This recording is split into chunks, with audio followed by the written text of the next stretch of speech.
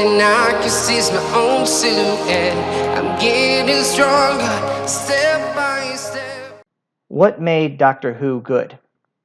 Since any judgments about good and bad are inherently subjective when it comes to entertainment, I will qualify this entire entry by stating now that everything which follows is a matter of opinion.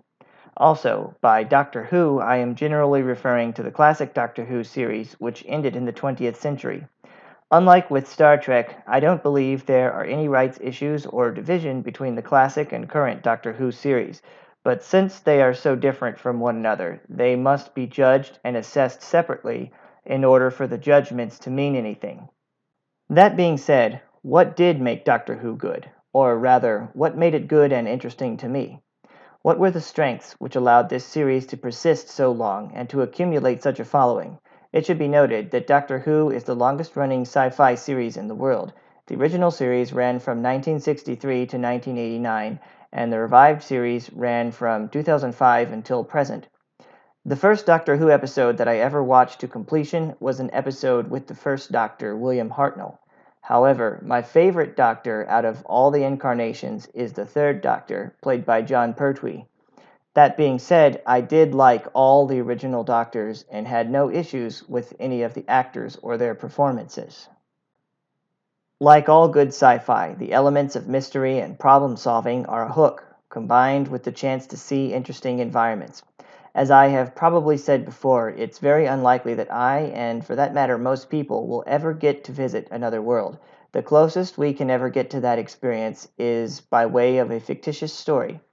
Even if there were a viable space program, then for a very long time it would only be specialists and people with extremely high IQ who would be able to go to the other planet, which would exclude over 99% of humanity, most likely.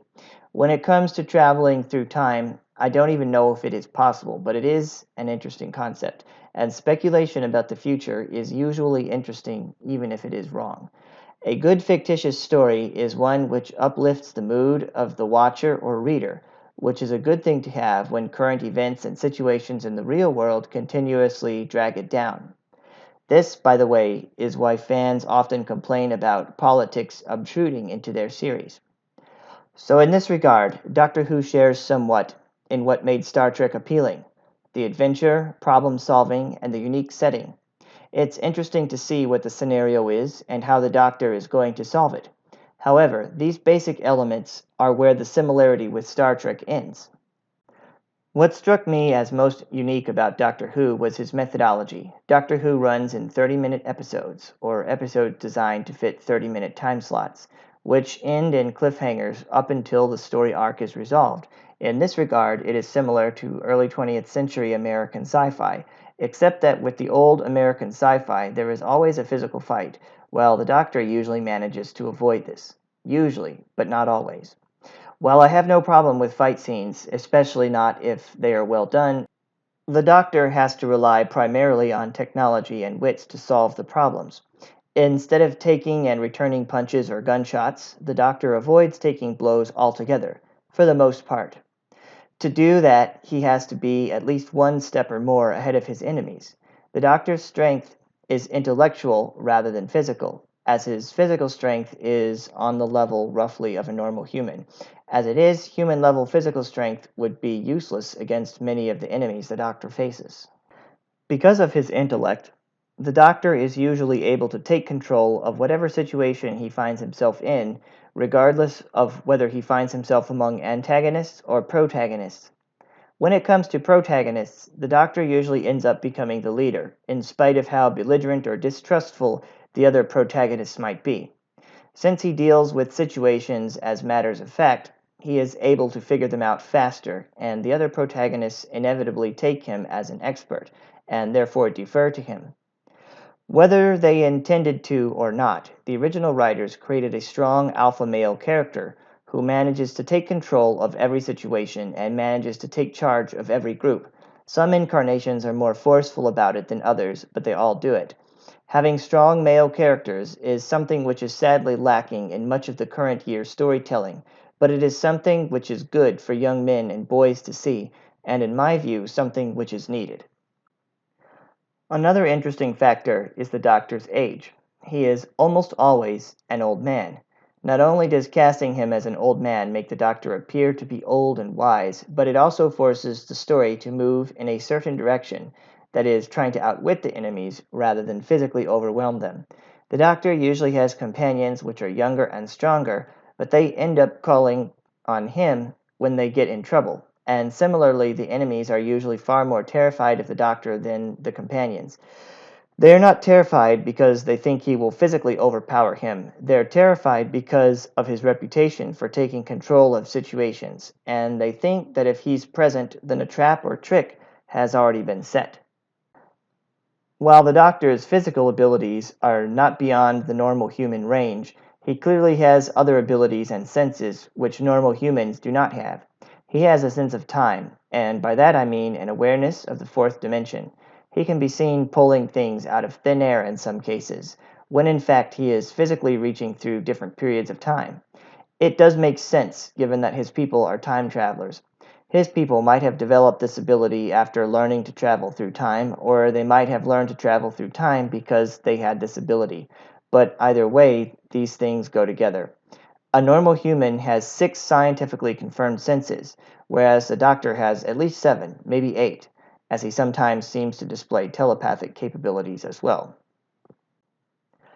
As I consider this matter, I cannot help but wonder if the original creators of Doctor Who might not have also been Tolkien fans, because the Doctor somewhat reminds me of the Istari. Like Gandalf, he is a higher form of life which has come to help humanity, and has higher abilities and intellect, yet appears physically old and unimpressive. The concept of regeneration was a clever idea, of which I have never before seen the like. Initially, it was conceived out of necessity, since the original Doctor Who, William Hartnell, could not continue with the series due to health concerns. But once this plot device was established, it provided the means to perpetually continue the series. There is a built-in explanation which does not cause any plot holes or continuity errors when a new actor is needed. As a concept, it's an interesting approach to longevity or immortality. The body still wears out, but at a certain point or level of distress, it refreshes and also generates a new physical appearance. Originally, the Doctor and all of his people were supposed to be immortal, as stated in the last episode of The War Games.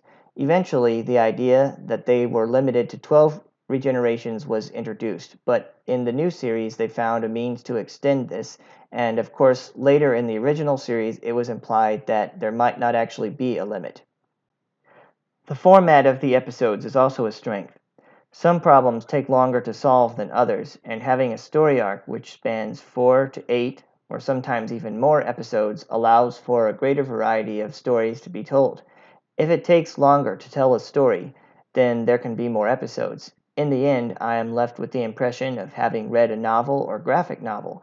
For people who don't have a lot of time to sit and watch something but still want to have something with a longer story arc, this format is ideal.